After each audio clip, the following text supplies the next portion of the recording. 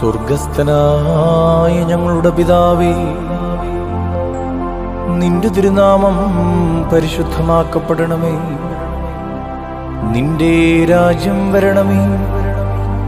നിന്റെ തിരുവിഷ്ടം സ്വർഗത്തിലെ പോലെ ഭൂമിയിലുമാകണമേ. ഞങ്ങൾക്കാവശ്യമുള്ള അപ്പം ഇന്ന് ഞങ്ങൾക്ക് തരണമേ. ഞങ്ങളുടെ കടക്കാരോട് ഞങ്ങൾ ക്ഷമിച്ചതുപോലെ ഞങ്ങളുടെ കടങ്ങളും പാപങ്ങളും ഞങ്ങളോട് ക്ഷമിക്കണമേ.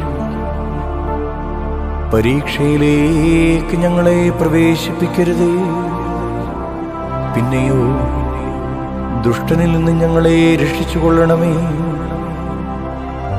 എന്തുകൊണ്ടെന്നാൽ രാജ്യവും ശക്തിയും മഹത്വവും എന്നേക്കും നിനക്കുള്ളതാകുന്നു. ആമേൻ.